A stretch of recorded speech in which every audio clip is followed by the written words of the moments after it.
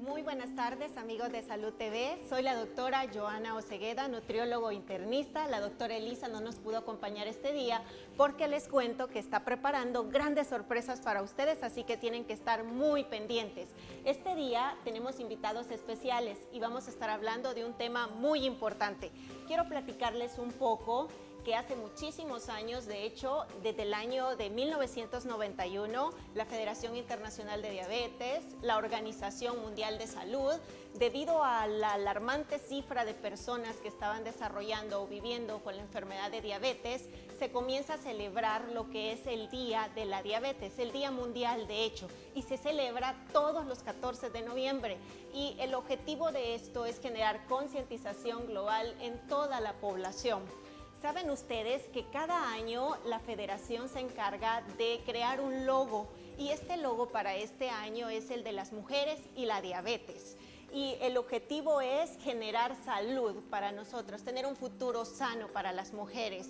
De hecho, se sabe que actualmente hay 199 millones de mujeres viviendo con diabetes y se estima que para el año 2040 aproximadamente 313 millones de mujeres tendrán esta enfermedad, por lo que esta fecha es muy importante para que ustedes se unan a nosotros, estén pendientes de toda esta hora de programa porque vamos a estar hablando acerca de lo que es la diabetes, las complicaciones, cómo saber si tú la tienes o si la tiene alguien de tu familiar, el tratamiento. Y para seguir hablando un poco más acerca de este tema, ¿qué te parece si me acompañas a ver la siguiente cápsula? Y en breve regreso para poderte presentar a mis invitados.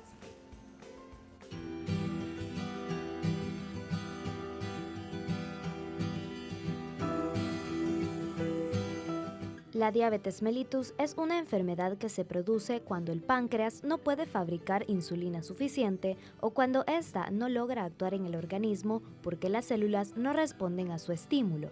Existen dos tipos principales de diabetes, la tipo 1 que se puede presentar a cualquier edad, pero se diagnostica con mayor frecuencia en niños, adolescentes o adultos jóvenes, en donde las células del páncreas encargadas de fabricar insulina se destruyen y dejan de generarla, y suele tener una aparición brusca. Y la tipo 2 que habitualmente se diagnostica por encima de los 40 años, donde se produce esencialmente por una progresiva resistencia de las células, especialmente del hígado y los músculos, a la acción de la insulina producida. La diabetes puede dañar diferentes órganos, a los ojos con disminución progresiva de visión que puede desembocar en ceguera, a los riñones con pérdida creciente de la función renal que puede terminar en diálisis, al sistema nervioso con alteración de la sensibilidad de los miembros inferiores, lo que supone un grave riesgo de úlceras y amputaciones, alteraciones digestivas, urinarias y sexuales. Para conocer más sobre la diabetes, diagnóstico y prevención, quédese en sintonía de su programa Salud TV. Nuestros especialistas estarán abordando este tema. Acompáñenos.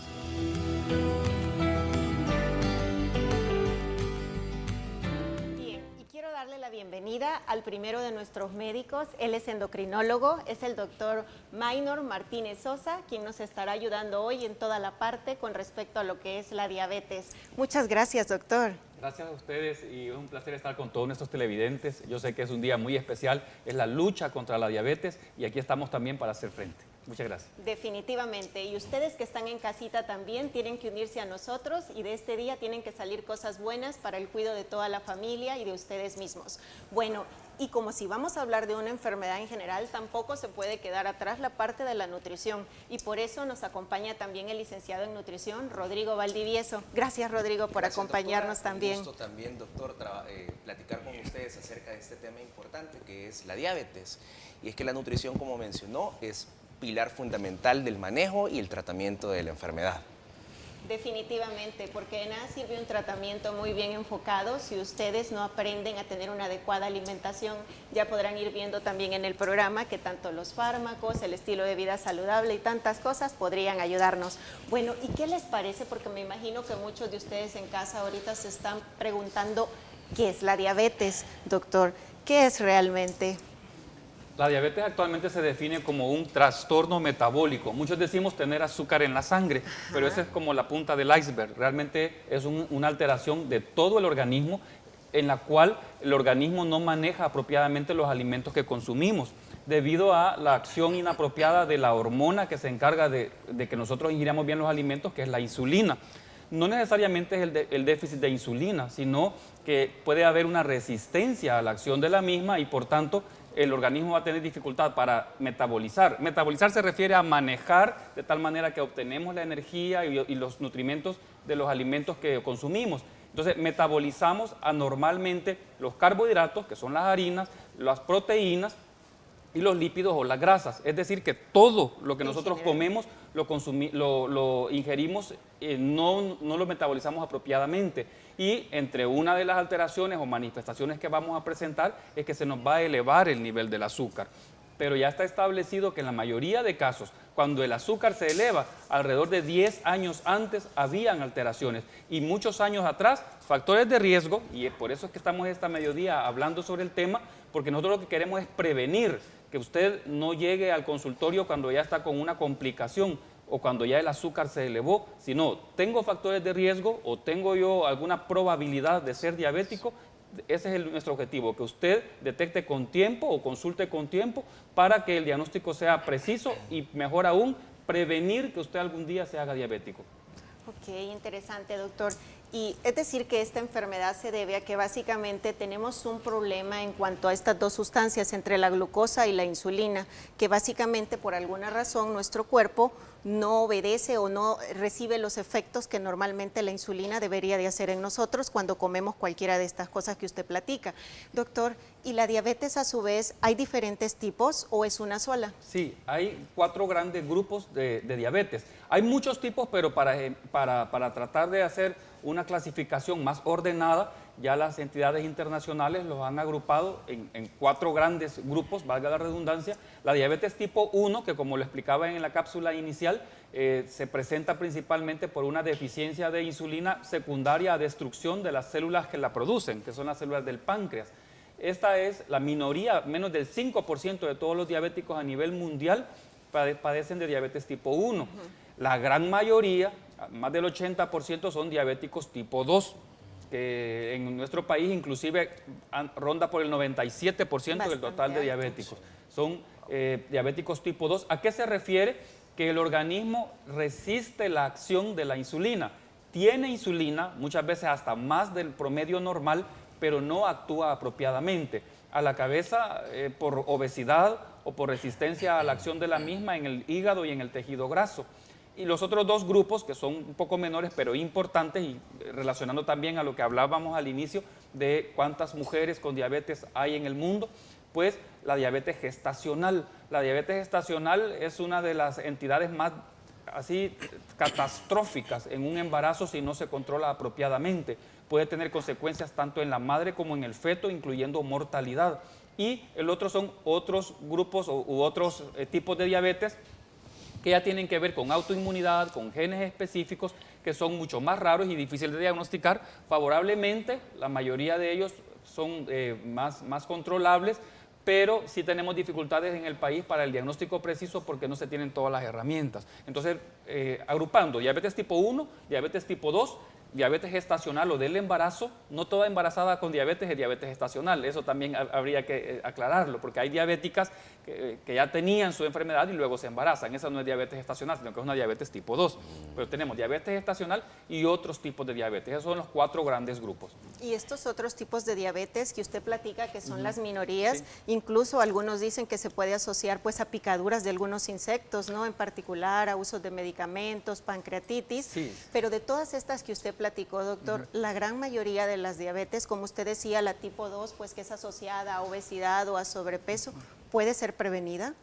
Eso es lo más importante, que puede ser prevenida y mucho va a depender de todos los factores de riesgos. No es lo mismo que tenga un abuelo con diabetes a que tenga padre, madre, hermano, tío con diabetes. Entonces la carga hereditaria probablemente es mucho mayor.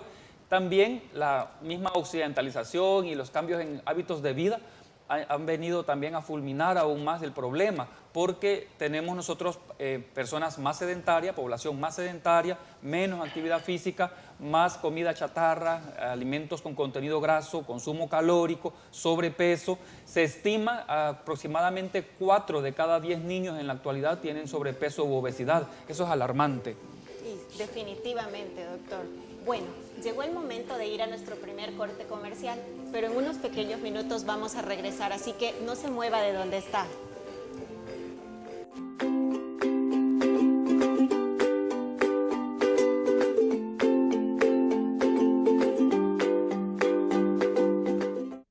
Estás viendo Salud TV.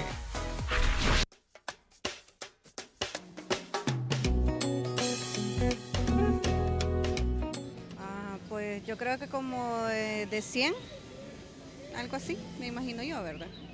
Fíjese que ahí sí no le puedo decir los detalles porque no sé cuáles son los parámetros. Ahí me la puso difícil, ahí sí no sé, no sabría decirle. Como que tiene que ser 150, entonces por ahí. Entre 90 y 110. De 90 a 110. A veces andan el 150, 200 cuando la tienen bastante alta, ¿va? Y cuando la tienen bastante baja es porque la tienen al 50, al 35. El nivel normal que tiene que mantenerse una persona tiene que ser mínimo 110.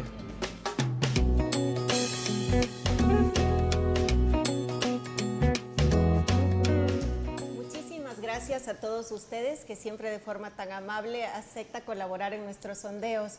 Se ve que están siempre pendientes de nuestro programa. Y bueno, en vista a lo que platicaban ahorita, doctora, realmente, ¿cuál es el rango normal de glucosa? Bueno, primero les quiero presentar pues a la doctora Araceli, que se nos está pues uniendo a nuestro programa. Inicialmente pues les habíamos platicado ya con el doctor Maynor y también pues con el licenciado Valdivieso, pero también nos hacía falta la parte de medicina interna y por eso la doctora Araceli Serpa Bonilla se incorpora con nosotros para hablar de este tema tan interesante. Buenas tardes a todas las personas que nos sintonizan. Definitivamente la diabetes es un tema que está tan de moda, podríamos decirlo así, porque ya es considerado una pandemia, ¿verdad? Es decir, que son tantos los casos a nivel mundial, a nivel de niños, de adultos mayores, de adultos jóvenes, que se presenta esta enfermedad. Entonces, nosotros es bien importante que sepamos, porque muchas veces llegan al consultorio los pacientes y le dicen, mire, aquí dice el rango de glucosa hasta 115, y yo tengo 114, doctora, yo vengo normal, pero alguien me mandó. No, lo ideal debe ser hasta 99 en ayunas, ¿verdad? Eso es bien importante. ¿Por qué? Porque de esto depende de qué es lo que nosotros estemos pensando más allá. Un valor de 105 podría ser que para cualquier persona me diga, mire, yo soy delgada, hago ejercicio, no fumo, no tomo, no tengo familiares diabéticos de ningún tipo. Sin embargo, yo le dejo una prueba de tolerancia a la glucosa y me sale un paciente prediabético. Entonces, esto no nos determina que sea hasta allí un valor normal. Entonces, ¿cuánto es lo ideal? 99 en ayunas, ¿verdad? Sí. Bueno, los invito a todos ustedes que están en casa también a que se unan, a que revisen nuestras redes sociales también para que puedan poner sus comentarios, preguntas. Ya saben que estamos en el Face, en Twitter también. También pueden llamar a los teléfonos que van a aparecer en sus pantallas ahorita ante cualquier duda para que nuestros especialistas puedan también ayudarlos pues a solventar cualquiera de estas que ustedes tienen ahorita. Pero si bien es cierto, doctora, como usted platicaba ahorita, que los niveles de glucosa o azúcar, como piensan muchos en la casa, sí, tienen que ser en ayunas, es decir, sin que ustedes hayan comido nada, ¿verdad? Tienen que tener también cierto tiempo al momento que los mandamos a hacer el examen de ayuno, ¿no? Porque exacto, ayuno no quiere decir tener 1 o 2 horas, ¿no, doctora? ¿Cuánto es el tiempo ideal? Eso es bien importante, doctora, porque muchas veces pueden llegar, mire, pero ya tengo 4 horas que no tomo ni agua.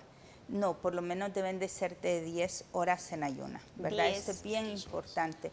Y un parámetro también que muchas veces cuando llegan a nuestro consultorio o al hospital, que llegan con cierta sintomatología, y nosotros pues como todo buen clínico nos orienta hacia el cuadro que podemos estar presentando, es que si le tomamos una glucosa, ya sea capilar, es decir, que por el dedo, o una glucosa en sangre mayor de 200, este paciente es diabético, ¿verdad? Aunque no haya tenido orinadera, no haya tenido sed, no haya tenido pérdida de peso, no haya tenido ningún síntoma que nos determine que sea diabético, pero la orientación clínica pues nos puede llevar a esto. Claro, nos hemos adelantado un poquito debido al sondeo en donde estábamos viendo cuáles eran los niveles normales de glucosa, doctora, pero nos quedamos en el bloque anterior también hablando acerca de lo que eran los factores de riesgo. Exacto. Entonces son aquellos, ¿verdad?, que muchos de los cuales nosotros podríamos modificar para evitar desarrollar la enfermedad, ¿no? Sí. Eso es bien importante porque si bien es cierto la diabetes hace muchos años ya fue catalogada como una epidemia mundial, entonces quiere decir que los cuadros de diabetes son sumamente frecuentes. Entonces, ¿cuáles son los factores de riesgo? A la cabeza el factor familiar, sobre todo el hereditario y se viene más de la mamá, ¿verdad? Este viene, es una línea como que un poco más fuerte, el factor genético, igual del papá, pero muchas veces dicen, miren, mi papá o mi abuela o mi abuelo es diabético, mis tíos, mis primos, total que tienen una cantidad de gente que viene con diabetes. ¿Cuál es otro factor de riesgo? La obesidad.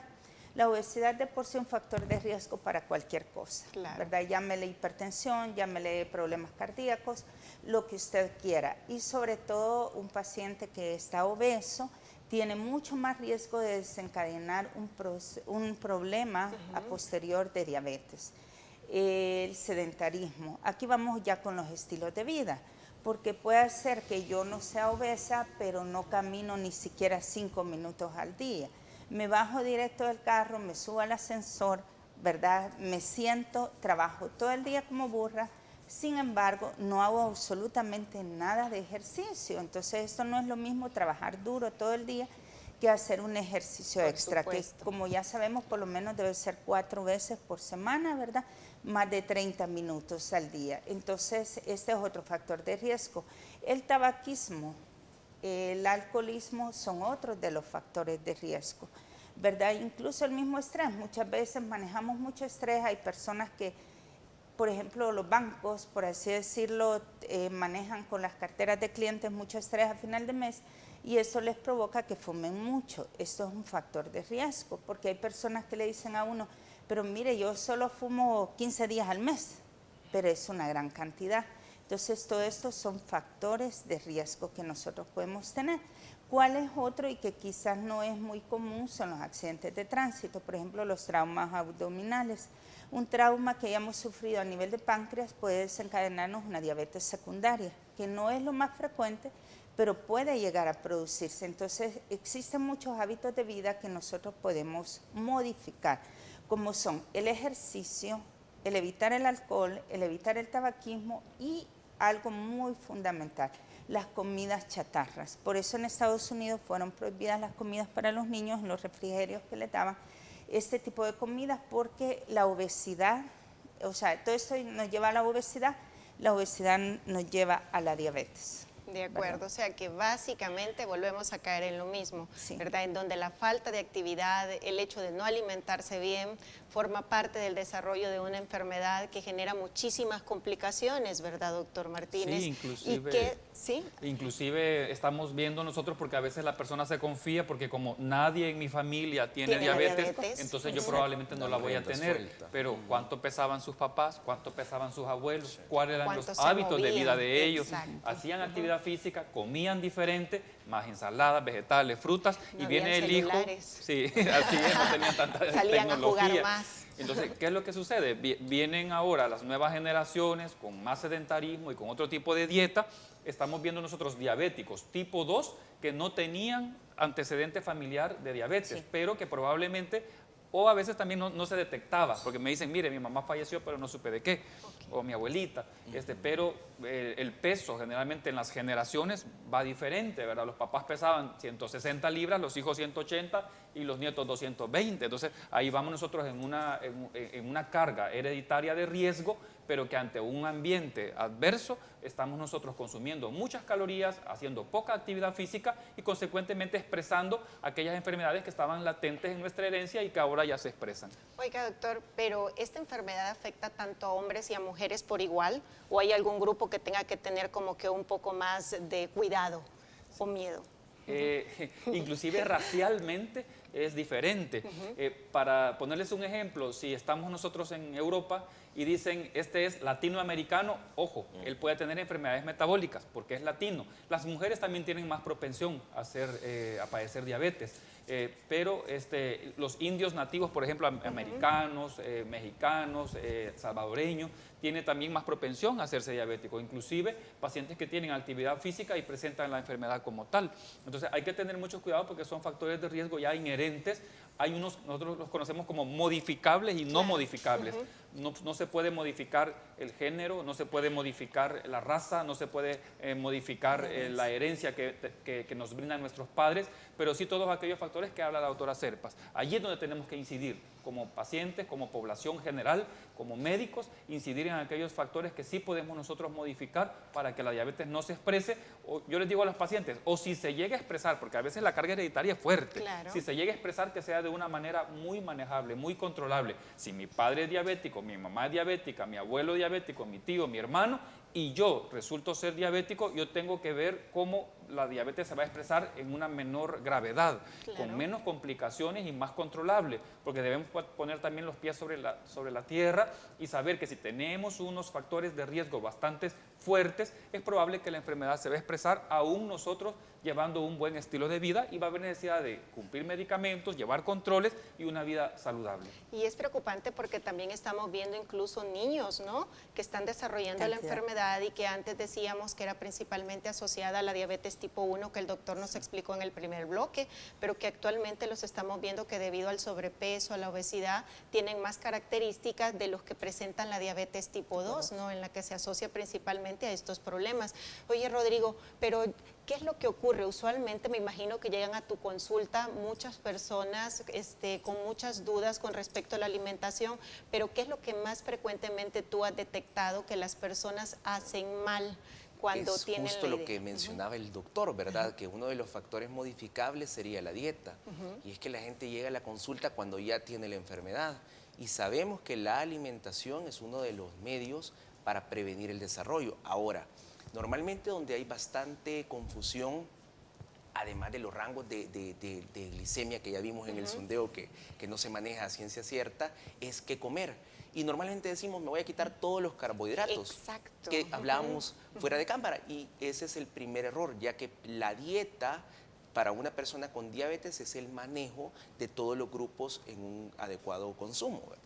Sería, por ejemplo, cereales integrales o almidones.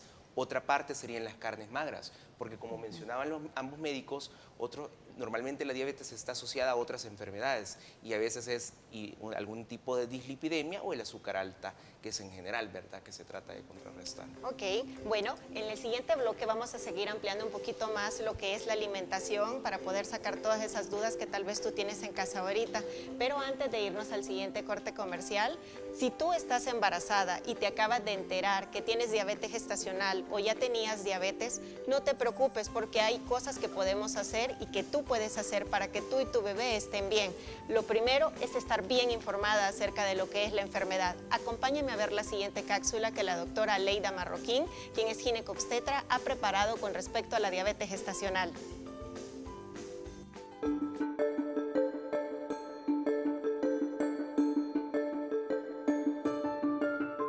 Buenas tardes, amigos de Salud TV. Mi nombre es Leida Marroquín, soy médica ginecóloga y esta tarde vamos a estar conversando acerca de diabetes gestacional. La diabetes gestacional es una elevación anormal del azúcar en la sangre que se da durante el embarazo. Nosotras, todas las mujeres salvadoreñas, tenemos una predisposición genética a desarrollar la diabetes gestacional y es muy importante que toda mujer embarazada sea examinada y evaluada para determinar si está presentando o no este trastorno, pues lo ideal es hacer un diagnóstico antes de que hayan síntomas. La importancia es que la diabetes gestacional no solo afecta a mamá, sino que también puede afectar al bebé que se está formando. Es muy importante romper el mito que muchas veces se tiene sobre obesidad y diabetes, porque en el caso de diabetes gestacional pueden haber personas que son delgadas de constitución y que desarrollan diabetes gestacional. Es por ello que toda mujer embarazada debe llevar un control estricto estricto por su médico de cabecera. Y recordar siempre que durante el embarazo no es necesario comer por dos, sino únicamente ingerir los alimentos necesarios para que nuestro bebé se forme sano y fuerte. El examen que se realiza para diagnosticar si estamos desarrollando diabetes gestacional implica la toma de una bebida azucarada de sabor muy fuerte que puede desencadenar náuseas. Entonces, el consejo es llevar limón para contrarrestar las náuseas y desarrollar el examen de la mejor manera. Soy la doctora Leida Marroquín para Salud TV. Nos vemos en la próxima.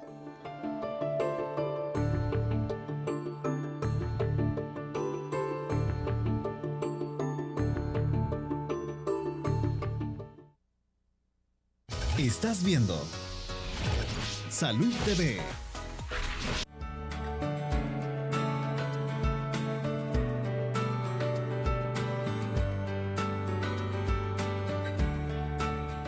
Este día en Food Style te presentamos los alimentos que forman parte de la dieta de las personas diabéticas. Comenzamos con las verduras como el tomate, rábano y zanahorias, y las frutas como el kiwi, peras y melocotones. Estas aportan la cantidad de fibra necesaria en el organismo y disminuyen el requerimiento de insulina. También están los productos lácteos como la leche, yogurt y queso. Este es siempre una buena opción ya que proporciona los ácidos grasos y omega 3 que el organismo necesita. Recuerda que el diabético no debe dejar de comer, sino que es primordial adecuar el tamaño de las porciones que consume según su estado de salud.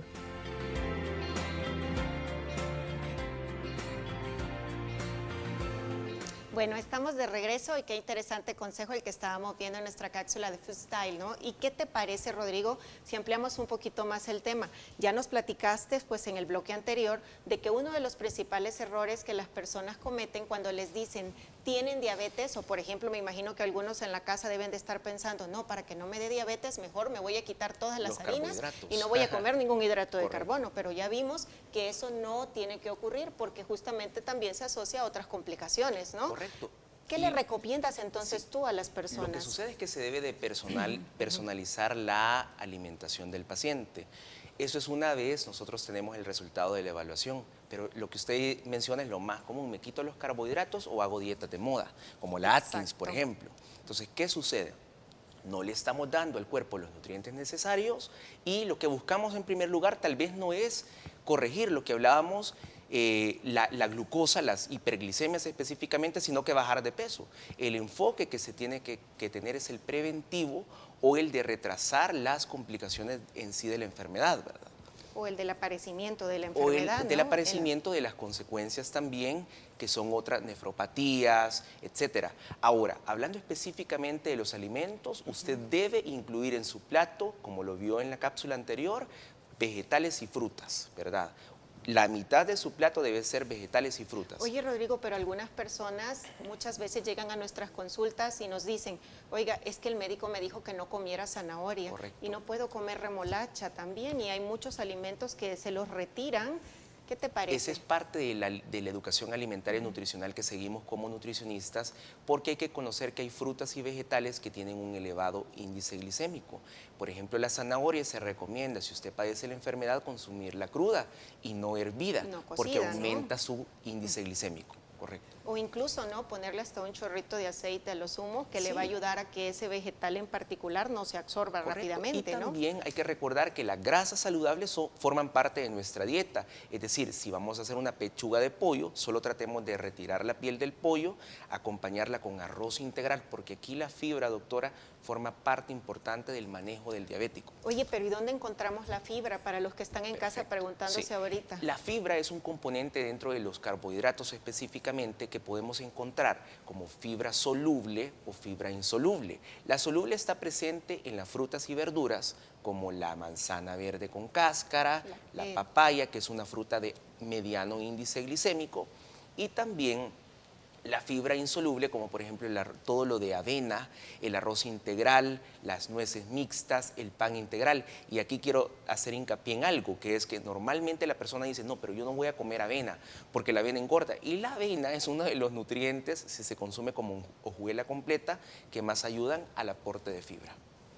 Ok, o sea que un dato muy importante de la alimentación acá es que ustedes tienen que preferir siempre en sus platos muchas frutas y verduras. Correcto. Tratar siempre de consumirlas con la cáscara en la manera de lo posible, Sería lo adecuado. crudas, en vez de cocerlas o darle la mínima cocción a las que sean necesarias, y que busquen siempre productos que sean ricos en fibra, ¿verdad? Correcto. Muy interesante, así que ustedes ya saben qué pueden hacer en la casa para que su familia coma de una forma más saludable. Doctor Martínez, si bien es cierto y hemos estado platicando acerca de lo que es la diabetes, los factores de riesgo, clasificar incluso un poco acerca de lo que es la alimentación, me imagino que algunos se estarán preguntando, ¿y cómo sé si yo tengo diabetes? ¿Sí se puede presentar algún síntoma? ¿Hay alguna molestia en particular? Aunque yo no tenga lo que ustedes platicaban, que mi papá, mi mamá no hayan sido diabéticos, ¿cómo puedo saber yo que si tal vez tengo la enfermedad ahorita? La única manera de saberlo para confirmarlo es a través de los análisis de laboratorio. Hay varios síntomas que el paciente puede presentar sin todavía consultar y los conocemos como los síntomas de las P, ¿verdad? Polidipsia, son términos médicos, pero polidipsia, que es mucha sed, poliuria, que es mucha orinadera, polifagia, que es el comer mucho, y la pérdida de peso. ¿Está usted orinando demasiado? ¿Está usted con mucha sed? ¿Padece de mucha hambre y a pesar de eso pierde peso? Usted puede tener diabetes. Ahora, no espere también a tener todas esas manifestaciones para chequearse. Se dice que si tiene muchos factores de riesgo, se debería hacer un perfil metabólico, glucosa en ayuno, colesterol total, LDL, que, bueno, la diferencial de colesterol, LDL, HDL, que es el malo y el bueno respectivamente, y triglicéridos, para que se los evalúe los resultados un médico y le determine si tiene alguna alteración. Como mencionaba la doctora, si vamos a hacernos lípidos, al menos 12 horas de ayuno, con glucosa únicamente, con 10 horas de ayuno estaría bien.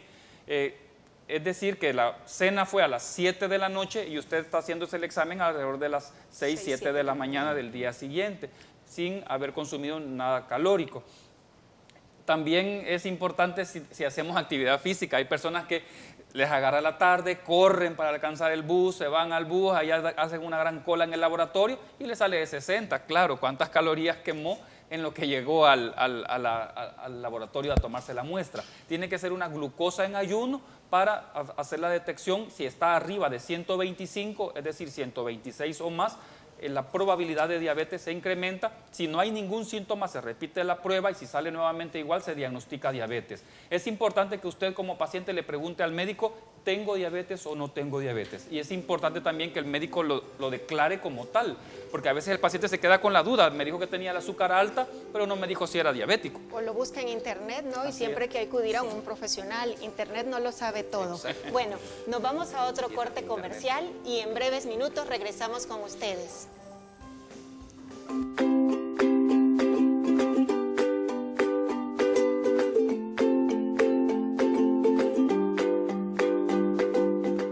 Estás viendo Salud TV.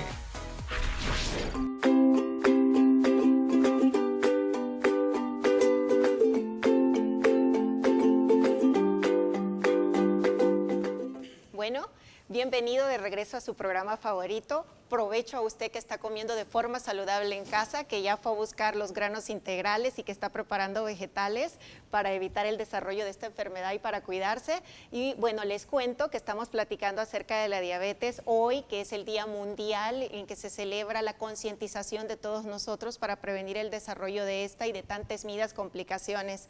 Bueno, quiero platicarles que ahorita tenemos nuestra primera pregunta en Face. Ani, justamente doctora Araceli, ahorita nos está preguntando que ella el día de ayer se realizó un examen de glucosa y fue a las 10 de la mañana. Lo único que ella ahorita no nos está diciendo si estaba o no en ayunas, pero nos platica que le salió de 82 miligramos por decilitro y ella pregunta que si este resultado está bien. Buenas tardes, Sani, qué bonita pregunta. El problema que tenemos ahorita y nos vemos limitados es que no sabemos si fue una glucosa en ayunas o si fue una glucosa después de haber comido y cuánto tiempo después de haber comido. Aparentemente es un valor completamente normal.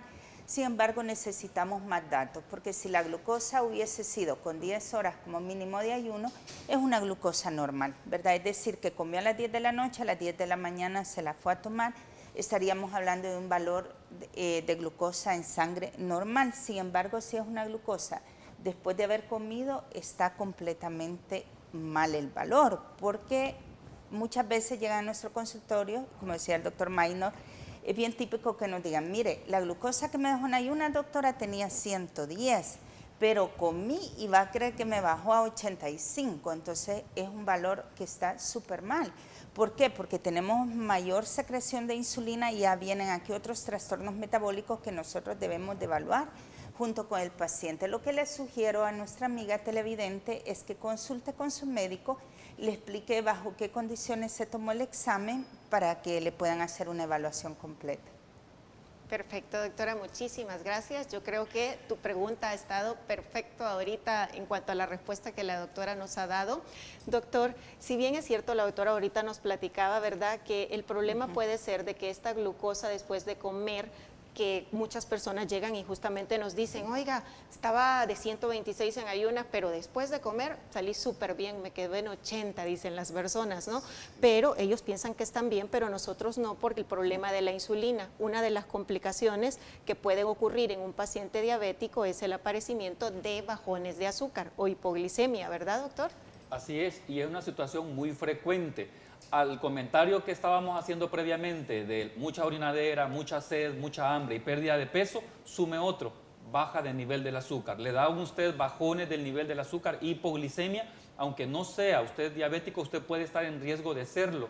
¿Por qué? Su organismo está resistente a la acción de la insulina y nuestro organismo, para vencer esa resistencia, libera una gran cantidad de insulina, pero la cantidad que libera es demasiada. Si nosotros vemos como la doctora Serpa analizaba previamente, como si alguien tuvo 110, come y se le baja a 80, porque su organismo no quiere que se le suba a 200, pero para bajar ese nivel, para que no se suba a 200, libera demasiada insulina y nos baja excesivamente el nivel del azúcar. Es muy clásico en jovencitas o adultos jóvenes que presentan hipoglicemia.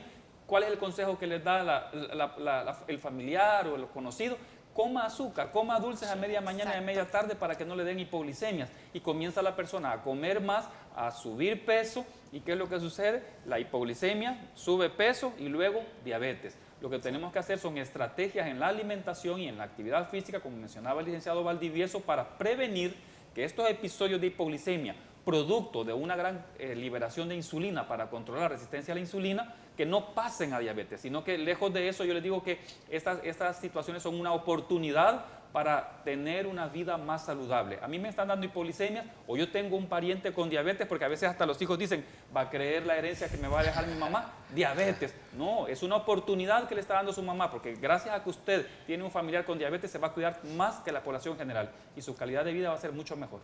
Ok, o sea que si a ti te llegan, Rodrigo, a tu consulta y la típica paciente que está ganando mucho peso, ¿cómo puedes saber tú que probablemente esto es asociado a bajones de azúcar, como platicaba el doctor? ¿Qué te dice usualmente? Y eso es algo normalmente, llega mucha gente con resistencia a la insulina, como mencionaba el doctor, o hipoglicemia. Entonces el verdadero tratamiento no es retirarse las harinas y los carbohidratos, sino escoger carbohidratos integrales, como mencionábamos, y hacer un conteo de carbohidratos, sería como la solución. Okay. O sea, y es nivelarlo. Que suele ser típico, ¿no?, que se te acerquen y que te digan, claro, pero se me quita cada vez que como algo dulce, como platicaba el doctor. Y quizás ahí hay que tener mucho cuidado en cuanto aquí al licenciado, porque normalmente es fraccionar la dieta, ¿verdad? Es decir, 5 o 6 tiempos al día. Sin embargo, hay que tener mucho cuidado, porque llegan a la consulta y me dice, usted me mandó donde la licenciada o el médico nutricionista y me dice que debo comer más veces. Ojo, no, sí se comen más veces, pero la misma cantidad al día. Es decir, que esta dieta nosotros la fraccionamos, hacemos las meriendas o refrigerios, como bien le llamamos, pero no es comer mayor cantidad, porque entonces estamos haciendo todo lo contrario. Definitivamente, si no, eso estaría favoreciendo que tengan más obesidad, más resistencia a la insulina, por lo tanto más bajones de azúcar, más temprano el desarrollo de la enfermedad y estamos volviendo a lo mismo. Entonces, como Rodrigo platicaba, aquí lo importante es ajustar la cantidad de alimentos a la persona, lograr que tenga un peso saludable y no dar de más en calorías. Nuestra amiga en Face ya nos comentó que definitivamente su glucosa fue en ayunas, así que estaba totalmente normal para ti en este momento. Doctor, pero aparte de complicaciones como la hipoglicemia asociada a la diabetes, ¿qué otras complicaciones podrían aparecer en una persona que ya es diabética? La diabetes afecta a todo aquel órgano donde llega la sangre. Es decir, la sangre tiene una cantidad de azúcar, 70-99, lo normal. Si está arriba de eso en ayuno o más de 140 a cualquier otra hora, tiene demasiada azúcar y va a afectar a todos los órganos donde llega sangre. ¿Y cuál órgano no llega sangre? A todo llega, inclusive las uñas, el cabello que va a crecer, han necesitado sangre para nutrirse. Ahora, hay órganos que son muy fundamentales para nuestro funcionamiento y por eso es que los vemos como emblemáticos cuando decimos complicaciones de la diabetes. Ojo, que es retina, riñón, corazón, pero el hígado puede ser afectado, el tracto digestivo. Hay mucho también estigmatización, por ejemplo, con incontinencia urinaria, impotencia sexual, pie diabético, las amputaciones. La diabetes es considerada la principal causa de ceguera no traumática a nivel mundial y la principal causa de amputaciones. Y no es la insulina, doctor, no es porque la insulina, muchos pacientes, Así muchas es. personas, ustedes en casa, muchas veces piensan, es que me pusieron la insulina y eso me dejó ciego. ¿O no, doctor? Así es, yo les digo, la glucosa alta es lo que les puede dejar ciego. La glucosa alta es lo que les puede provocar un daño en el riñón, un infarto, un derrame cerebral, una amputación. Pero la insulina es la más difamada de todas las drogas a nivel de la diabetes, porque es una droga muy específica y muy satisfactorio el tratamiento, los resultados que da, pero lastimosamente, en el afán de justificarnos como seres humanos, no voy a aceptar la insulina porque no me quiero poner una inyección, porque me va a dejar ciego, porque no sé qué. Entonces le inventamos cosas y se han ido transmitiendo de generación en generación, que cuando a la gente le decimos, mire, vamos a iniciarle la insulina, hasta lloran y nos dicen, ¿por qué está llorando? Es que me han dicho que la insulina solo se le pone al que está más grave, al que solo está en la última fase de la diabetes, o al que esto me va a dejar ciego después. No, todo eso son mitos. Es decir, que la insulina es una droga muy favorable cuando está indicada en el paciente con diabetes y su médico va a establecer el mejor momento para aplicársela. Doctora Araceli, acabamos de recibir una llamada también aquí a nuestro estudio de un amigo que está muy preocupado por su esposa. No sé su edad, pero él nos comenta que ella se encuentra con un tratamiento ahorita oral, asumimos que es metformina, el cual está tomando 2 tabletas al día, pero él quiere saber si es normal que su esposa se esté levantando continuamente el baño en las noches a orinar, es decir, a hacer pipí. Ahí vamos con cuáles son los síntomas que nos pueden hacer pensar en que sí, yo soy diabético. Por ejemplo, comienzo con una orinadera excesiva. Mire, doctora, de una gasolinera a la otra tuve que bajarme a hacer pipí. Una sed excesiva también, acabo de tomar un vaso de agua, a los 15 minutos está tomando el siguiente vaso de agua. Mire qué galán, estoy comiendo como loco y pierdo peso como degenerado. Eso no es bueno y hay que tener mucho cuidado al respecto. Ahora, un paciente que ya está diagnosticado como diabético, cuando comienza y le dice, fíjese que es una orinadera excesiva, generalmente anda la glucosa alta. Yo le invitaría a este amigo que la paciente consulte con su médico, que le chequeen la glucosa y ver qué es lo que está sucediendo. Hay factores de riesgo como las infecciones también que pueden elevar el azúcar, ¿verdad? Es decir, la glucosa en sangre, y ser esta la causa transitoria de una elevación del azúcar. Definitivamente no es normal. Ok, nos vamos a nuestro último corte comercial. En breve regresamos para poder comentarte un poquito más de qué hacer para prevenir esta enfermedad y qué otras cosas tienes que tomar en cuenta para la salud de tu familia.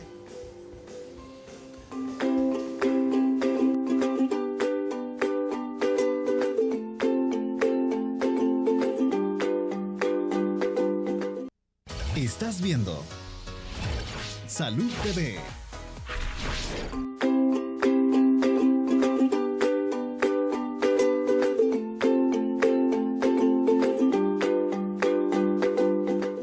Para usted que se va incorporando a nosotros, a nuestro programa ahorita, hemos estado platicando durante esta hora sobre la diabetes porque estamos celebrando el Día Mundial de esta enfermedad. Hemos hablado del diagnóstico, hemos platicado un poco acerca del tratamiento, incluso hemos tenido ahí unas ideas de cómo comer de forma saludable para controlar nuestro peso y evitar el desarrollo de esta enfermedad, y hemos solventado algunas dudas que ustedes han expresado a través de nuestras redes sociales o vía telefónica. Nos hemos quedado platicando acerca de lo que son las complicaciones complicaciones asociadas a la enfermedad, como por ejemplo la hipoglicemia, problemas en los riñones, problemas en los ojos. Básicamente la enfermedad te puede afectar todo tu cuerpo, desde lo que es la sensibilidad, ¿verdad? Hay mayor riesgo de problemas en el corazón, doctor. Así es. ¿Verdad? Pueden sufrir más infartos las personas. Infarto sin dolor muchas veces. El paciente únicamente se le baja la presión, se desmaya y dice la gente, quizás se le bajó el azúcar, le chequean el nivel del azúcar y está bien. ¿Y qué es lo que sucede? El paciente con diabetes puede afectársele la sensación de dolor, por eso hay pacientes que inclusive los zapatos andan clavitos o algunos roces y no se dan cuenta porque no les duele, porque uno está acostumbrado que el zapato me molesta si me duele el pie, pero si no duele, la gente cree que todo está bien hasta que ven un dedo negrito o una gran úlcera en el corazón. ¿Qué es lo que sucede? Si no tengo dolor no hay infarto, pero en el paciente con diabetes puede haber infarto sin dolor. O incluso presentarse como que fuera un dolor de estómago, ¿no? Y más bien estar teniendo un infarto. Sí, entonces sí. ese es un signo de alarma para una persona que es diabética, ¿verdad? Doctora Araceli, pero aparte de estas complicaciones que se asocian a la diabetes, ¿qué podemos hacer en cuanto al tratamiento? Muchas personas a veces se niegan o no le comentan al médico que no están utilizando sus medicamentos por el miedo que tienen a que la vecina o alguien más les comentó que les va a generar problemas en los ojos. Exacto, debemos de ser muy prudentes en ese aspecto. Cada paciente que tiene su tratamiento es porque entiendo yo que un médico profesional se lo ha indicado.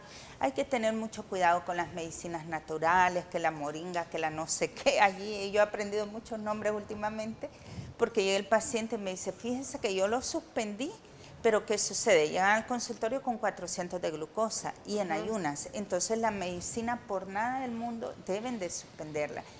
Es difícil cuando al paciente se le tiene que agregar insulina y muchas veces todavía está con terapia oral, pero nosotros todavía vamos valorando si podemos manejarla de una manera combinada o si simple y sencillamente solo es con insulina ya o solo con medicamentos orales. Para esto tenemos condiciones pues de ver cómo está la función del hígado, la función del riñón, cómo se eliminan ciertos medicamentos para ver cuál sería el más idóneo. En conclusión, por favor, a pesar de que llueva, truene, esté triste, esté contento, no suspenda su medicamento. Esto es lo más importante y este medicamento no debe ser recetado por el farmacéutico, sino que debe ser recetado por un médico especialista, quien tenga conocimiento suficiente sobre la diabetes para evitar las complicaciones. Muchísimas gracias, doctora. Doctor Martínez, tenemos una pregunta más en Face ahorita, que nuestro amigo Carlos Monge nos está comentando que él se realizó pues una curva de tolerancia a la glucosa, pero fue de 2 horas. Los valores fue en ayunas, dice él que tuvo pues 90, luego a los 30 minutos 138, a la primera hora fue 142 y a la segunda hora fue de 133. Y él quiere saber si su curva es normal. Los datos que el amigo nos describe están dentro del rango normal. Si tiene alguna manifestación, sería conveniente que obtenga la opinión ya del médico que le indicó el examen, pero por los resultados así fríos del examen está normal. Ojalá que así también esté su salud y de todas maneras cuídese. Oiga, doctor Martínez, si yo tengo una pregunta, porque es común y me imagino que a la doctora Araceli también le pasa, de repente llegan las personas a nuestra consulta o llegan contigo, Rodrigo, cuando ya lograron perder peso, oyeron este programa y se comenzaron a cuidar, hicieron más ejercicio y de repente sus niveles de glucosa o azúcar controlan y tal vez el médico le quita el tratamiento. Entonces preguntan y tú le dices, ¿usted tiene diabetes? Y te dicen, era o no soy diabético. ¿La diabetes se cura, doctor?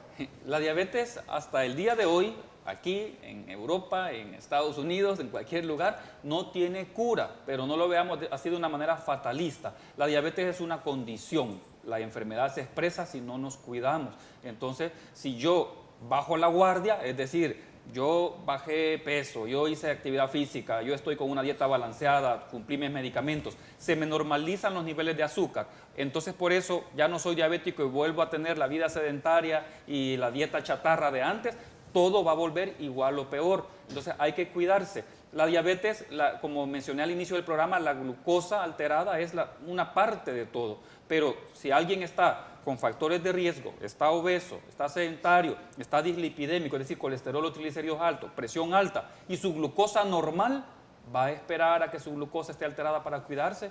No, ¿verdad? Usted tiene que mantener unos hábitos de vida saludables y hacer la actividad física regular controlar su dieta, su peso, para tener una salud apropiada y no esperar hasta que me llegue la glucosa al nivel que dijo el doctor, arriba de 125 en ayuna, hasta entonces voy a ser diabético, así que mientras tanto no me cuido. No, ¿verdad? La lógica debe ser cuidarnos si tenemos ya factores de riesgo o si no los tenemos, y más aún si hay alguna alteración ya en nuestra antropometría, en nuestras medidas de cuerpo o en nuestros exámenes de laboratorio. Prevenir ante todo. Así es. Rodrigo, ¿qué le dirías tú a las personas que están en casa ahorita, que tal vez están saliendo de la oficina, que van a ir a almorzar? ¿Qué les recomendarías tú para que inicien desde hoy pues una vida con alimentos más sanos? Sí. Bueno, aquí hemos hablado que también el estilo de vida es importante. Entonces, lo primero es acercarse al médico, tratar su enfermedad, ir a donde el nutricionista para personalizar su alimentación, incluir actividad física y la hidratación también. Pero al final trata de comer de forma balanceada, al menos como decía la doctora, no comer más, sino que comer mejor es la cantidad adecuada para mí. Tratar de dividir mi plato, por ejemplo el plato saludable, y decimos la mitad del plato deben ser vegetales, en este caso los permitidos, y en las preparaciones adecuadas, un cuarto del plato las carnes magras, como filete de pescado a la parrilla, asada la carne, el tipo de carne bajo en grasa, y otro cuarto del plato los almidones integrales. Aquí entra la tortilla, es uno de los mejores alimentos, es mejor que el pan muchas veces, ¿verdad? O el pan integral. Ok, interesante, ya lo oyó usted. Sí. Doctora Araceli, ¿y usted qué recomendación le daría a todos nuestros televidentes después de haber estado hablando toda esta hora sobre diabetes? ¿Qué deben de hacer ellos? Sí, tomarse sus medicamentos. Existen casos especiales en los cuales se pueden llegar a suspender siempre y cuando el paciente esté controlado metabólicamente, haga su dieta, haga su ejercicio y cambien los estilos de vida, como cuáles dejar de fumar, dejar de tomar, dejar el sedentarismo y volverse una persona bien activa y bajar de peso. Excelente, pues este tema ha estado realmente muy interesante y espero que para ustedes también. Queremos agradecer como siempre su fiel sintonía. Los esperamos el día de mañana a la misma hora. Vamos a estar hablando acerca del alcoholismo, así que si usted tiene algún familiar, algún amigo y quiere saber cómo lo puede cuidar y cómo lo puede ayudar, tiene que estar mañana pegadito a su televisor, muy pendiente porque van a estar unos invitados expertos en la materia. Muchas gracias y que tengan un lindo día.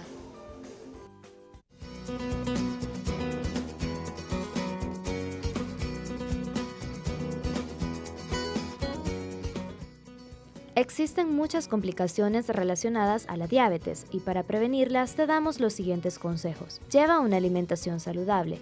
Prefiere alimentos naturales, especialmente los vegetales y hojas verdes, a los procesados. Estos últimos aportan mayor cantidad de sal a tu organismo que puede elevar la presión arterial y dañar tus riñones. Mantente activo. El ejercicio puede ayudar a reducir el riesgo de enfermedades cardiovasculares y además de controlar tu peso. Aprende a manejar el estrés. Este puede causar que tu nivel de glucosa en sangre se eleve, por eso es importante que te deshagas de cualquier tipo de tensión. Recuerda que la diabetes debe mantenerse en un control periódico con un especialista.